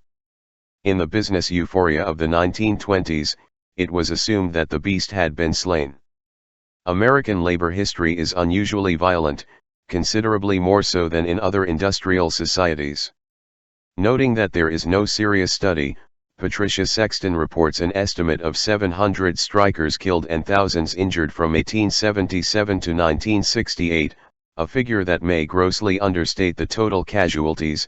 In comparison, one British striker was killed since 1911.15. A major blow against working people was struck in 1892, when Andrew Carnegie destroyed the 60,000-member Amalgamated Association of Iron and Steel Workers, AISW, by hiring scabs. Yet another anniversary that might have been commemorated in 1992, when the UAW was laid low by the very same methods, revived after a 60-year lapse. The leading social historian Herbert Gutman describes 1892 as the really critical year that shaped and reshaped the consciousness of working-class leaders and radicals, of trade unionists. The use of state power for corporate goals at that time was staggering, and led to a growing awareness among workers that the state had become more and more inaccessible to them and especially to their political and economic needs and demands. It was to remain so until the Great Depression. The 1892 confrontation at Homestead, commonly called the Homestead Strike, was actually a lockout by Carnegie and his manager on the scene, the thuggish Henry Clay Frick. Carnegie chose to vacation in Scotland, dedicating libraries he had donated. On July 1 the newly formed Carnegie Steel Corporation announced that no trade union will ever be recognized at the Homestead Steel Works hereafter. The locked-out workers could reapply individually, nothing more. It was to be a finish fight against organized labor, the Pittsburgh Press proclaimed, a fight to the death between the Carnegie Steel Company, Limited, with its $25 million capital, and the workmen of Homestead, the New York Times reported. Carnegie and Frick overcame the workers of Homestead by force, first sending Pinkerton Guards, then the Pennsylvania National Guard when the Pinkertons were defeated and expelled by the local population. The lockout crushed the largest trade union in America, the AISW, and it wrecked the lives of its most devoted members, Paul Krauss writes in his comprehensive history. Unionism was not revived in Homestead for 45 years. The impact was far broader. Destruction of unions was only one aspect of the general project of disciplining labor. Workers were to be desk-idled, turned into pliable tools under the control of scientific management. Management was particularly incensed that the men ran the mill and the foreman had little authority in Homestead, one official later said. As discussed earlier, it has been plausibly argued that the current malaise of U.S. industry can be traced in part to the success of the project of making working people as stupid and ignorant as it is possible for a human creature to be, in defiance of Adam Smith's warning that government must take pains to prevent this fate for the laboring poor as the invisible hand does its grim work. See pages 18, 103. On the contrary, business called upon state power to accelerate the process. Elimination of the mechanisms to consult our neighbor is a companion process in the taming of the herd. Homestead was a particularly tempting target because workers there were thoroughly organized, and in control of local political life as well. Homestead held firm through the 1880s while a few miles away, in Pittsburgh, labor suffered severe defeats.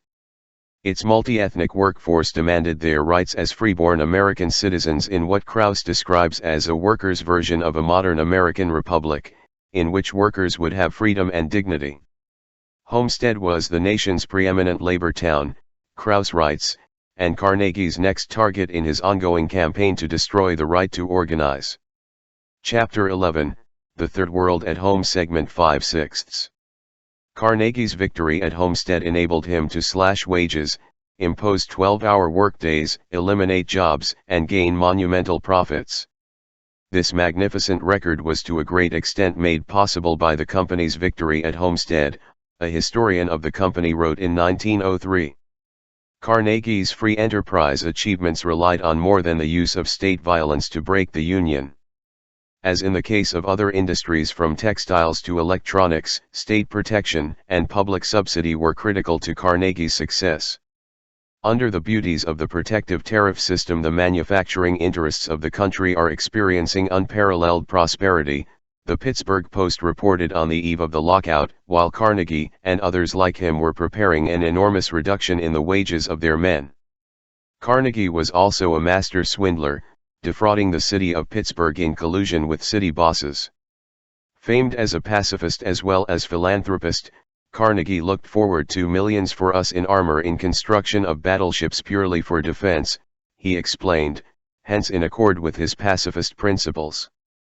In 1890 Carnegie had won a large naval contract for his new Homestead plant. It was with the help of powerful politicians and crafty financiers who operated in the grand arenas of national and international government as well as in the backrooms of Pittsburgh's businesses and City Hall that Carnegie was able to construct his immense industrial fiefdom. Krauss writes, the world's first billion-dollar corporation, U.S. Steel. Meanwhile, the new Imperial Navy was defending the U.S. off the coasts of Brazil and Chile and across the Pacific. The press gave overwhelming support to the company, as usual. The British press presented a different picture. The London Times ridiculed this Scotch Yankee plutocrat meandering through Scotland in a four-in-hand opening public libraries, while the wretched workmen who supply him with ways and means for his self-glorification are starving in Pittsburgh. The far-right British press ridiculed Carnegie's preachings on the rights and duties of wealth, describing his self-congratulatory book Triumphant Democracy as a wholesome piece of satire in the light of his brutal methods of strike-breaking, which should be neither permitted nor required in a civilized community, the London Times added. In the U.S., strikers were depicted as brigands, blackmailers whom all the world loathes, Harper's Weekly, a mob bent on ruin, Chicago Tribune, anarchists and socialists, preparing to blow up the federal building and take possession of the money in the Treasury vaults, Washington Post. Eugene Debs was a lawbreaker at large, an enemy of the human race, who should be jailed, he soon was, and the disorder his bad teachings has engendered must be squelched, New York Times. When Governor John Altgeld of Illinois wired President Cleveland that press accounts of abuses by strikers were often pure fabrications or wild exaggerations, the nation condemned him as boorish, impudent, and ignorant. The president should put him in his place forthwith for his bad manners and the bad odor of his own principles. The strikers are untaught men of the lowest class, the nation continued, they must learn that society is impregnable and cannot allow them to suspend, even for a day, the traffic and industry of a great nation, merely as a means of extorting 10 or 20 cents a day more wages from their employers. The press was not alone in taking up the cudgels for the suffering businessman. The highly respected Reverend Henry Ward Beecher denounced the importation of the communistic and like European notions as abominations. Their notions and theories that the government should be paternal and take care of the welfare of its subjects sick and provide them with labor, is un-American. God has intended the great to be great, and the little to be little. How much has changed over a century? 18. After its victory at Homestead, the company moved to destroy any vestige of workers' independence. Strike leaders were blacklisted, many jailed for lengthy periods. A European visitor to Homestead in 1900 described Carnegie's triumphant democracy as feudalism restored. He found the atmosphere heavy with disappointment and hopelessness, the men afraid to talk. 10 years later, John Fitch, who took part in a study of Homestead by urban sociologists, wrote that employees of the company refuse to talk to strangers, even in their homes. They are suspicious of one another, of their neighbors, and of their friends. They do not dare openly express their convictions, or assemble and talk over affairs pertaining to their welfare as mill men. Many were discharged for daring to attend a public meeting. A National Union journal described Homestead as the most despotic principality of them all in 1919, when the 89-year-old Mother Jones was dragged to their filthy jail for daring to speak in behalf of the enslaved steel workers, though some were later allowed to speak for the first time in 28 years in Homestead, Mother Jones recalled. So matters continued until the movements of the 1930s broke the barriers. The relation between popular organization and democracy is vividly illustrated in this record. We cannot really say that the current corporate offensive has driven working-class organization and culture back to the level of a century ago. At that time working people and the poor were nowhere near as isolated, nor subject to the ideological monopoly of the business media. At the turn of the century, John Becken writes, the U.S. labor movement published hundreds of newspapers, ranging from local and regional to national weeklies and monthlies. These were an integral part of working-class communities, not only reporting the news of the day or week, but offering a venue where readers could debate political, economic, and cultural issues. Some were as large, and in many ways as professional, as many of the capitalist newspapers they coexisted with. Like the labor movement itself, this press spanned the range from a fairly narrow focus on workplace conditions to advocacy of social revolution. The socialist press alone had a circulation of over 2 million before World War I. Its leading journal, the Weekly Appeal to Reason, reached over 760,000 subscribers. Workers also built a rich array of ethnic, community, workplace and political organizations, all part of vibrant working-class cultures that extended to every domain and retained their vitality until World War II despite harsh government repression, particularly under the Wilson administration. Repression aside, the labor press ultimately succumbed to the natural effects of the concentration of wealth. Advertisers kept to capitalist competitors that could produce below cost, and other market factors took their toll, as happened to the mass working-class press in England as late as the 1960s. Similar factors, along with federal government policy, undermined efforts in the 1930s to prevent radio from becoming, in effect, a corporate monopoly. Left intellectuals took an active part in the lively working-class culture. Some sought to compensate for the class character of the cultural institutions through programs of workers' education, or by writing best-selling books on mathematics, science, and other topics for the general public. Remarkably, their left counterparts today often seek to deprive working people of these tools of emancipation, informing us that the project of the Enlightenment is dead, that we must abandon the illusions of science and rationality, a message that will gladden the hearts of the powerful, delighted to monopolize these instruments for their own use. One recalls the days when the evangelical church taught not dissimilar lessons to the unruly masses, as their heirs do today in peasant societies of Central America. It is particularly striking that these self-destructive tendencies should appear at a time when the overwhelming majority of the population wants to change the inherently unfair economic system, and belief in the basic moral principles of traditional socialism is surprisingly high, CP 76. What is more, with Soviet tyranny finally overthrown, one long-standing impediment to the realization of these ideals is now removed. However meritorious personal motives may be, these phenomena in left intellectual circles, in my opinion, reflect yet another ideological victory for the culture of the privileged, and contribute to it. The same tendencies make a notable contribution to the endless project of murdering history as well. During periods of popular activism, it is often possible to salvage elements of truth from the miasma of information disseminated by the servants of power, and many people not only consult their neighbors but learn a good deal about the world. Indochina and Central America are two striking recent examples. When activism declines, the commissar class, which never falters in its task, regains command. While left intellectuals discourse polysyllabically to one another, truths that were once understood are buried, history is reshaped into an instrument of power, and the ground is laid for the enterprises to come. Chapter 11, The Third World at Home Segment 6/6. 3. To consult our neighbor. The men and women who fought for hearth and home in 1892 provided a lesson as important for our age as it was for their own. Labor historian David Montgomery writes in summarizing a collection of reports on homestead. People work in order to provide their own material needs, but that everyday effort also builds a community with purposes more important than anyone's personal enrichment. The last 100 years have shown how heavily the health of political democracy in a modern industrial society depends on the success of working people in overcoming personal and group differences to create their own effective voice in the shaping of their own futures. The fight for hearth and home is still with us. The community of labor in Homestead was destroyed by state violence mobilized to protect the claims of business enterprises to undisturbed use of their property in their pursuit of personal gain, Montgomery writes. The impact on workers' lives was enormous.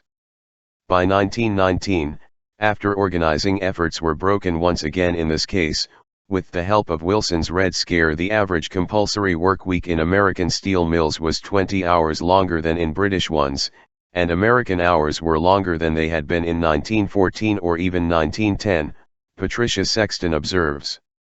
Communal values disintegrated. When Homestead was a Union town, large steps were taken towards overcoming traditional barriers between skilled and unskilled workers, and the rampant anti-immigrant racism. Immigrant workers, bitterly despised at the time, were in the forefront of the struggle, and were saluted as brave Hungarians, sons of toil, seeking which is right. Such praise from American workers was seldom heard in later years, Montgomery points out. Democracy and civil liberties collapsed with the Union. If you want to talk in Homestead, you talk to yourself, residents said. Outsiders were struck by the atmosphere of suspicion and fear, as we have seen. In 1892, the working class population was in charge of local politics. In 1919, town officials denied union organizers the right to hold meetings and barred foreign speakers, and when forced by court order to tolerate meetings, placed state police on the platform to warn speakers against inflammatory remarks or criticism of local or national authorities, Montgomery. The experience of Mother Jones outraged others, but few could speak about it in Homestead. 40 years after the crushing of the Union and freedom, the establishment of rights at work through union recognition and the reawakening of democracy in political life appeared hand in hand in Homestead, Montgomery continues. Working people organized, democracy revived. As always, the opportunity to consult our neighbors in an ongoing and systematic fashion is decisive in establishing democracy, a lesson understood by priests in El Salvador as well as labor organizers in Homestead, and understood no less by those who use what means they can to keep the rabble scattered and bewildered. The struggle continues along an uneven path. During the past several decades, the institutions of power and their priesthood have gained some impressive victories, and sustained some serious defeats. The tendencies towards the new imperial age heralded by the international financial press are obvious and understandable, along with the extension of the north-south divide to the habitations of the rich. There are also counter-tendencies. Throughout the North, notably in the United States, much has changed in the past 30 years, at least in the cultural and moral spheres, if not at the institutional level. Had the quincentennial of the Old World Order fallen in 1962, it would have been celebrated once again as the liberation of the hemisphere. In 1992, that was impossible, just as few can blandly talk of our task of felling trees and Indians. The European invasion is now officially an encounter, though large sectors of the population reject that euphemism as only somewhat less offensive. The domestic constraints on state violence that are fully recognized by the U.S. political leadership are another case in point. Many were depressed by the inability of the peace movement to prevent the Gulf War, failing to recall that perhaps for the first time ever, large-scale protests actually preceded the bombing, a radical change from the U.S. assault against South Vietnam 30 years earlier, in that case without even the shreds of a pretext. The ferment of the 60s reached much wider circles in the years that followed, eliciting new sensitivity to racist and sexist oppression, concern for the environment, respect for other cultures and for human rights. One of the most striking examples is the Third World Solidarity movements of the 1980s, with their unprecedented engagement in the lives and fate of the victims. This process of democratization and concern for social justice could have large significance. Such developments are perceived to be dangerous and subversive by the powerful, and bitterly denounced. That too is understandable, they do threaten the vile maxim of the masters, and all that follows from it.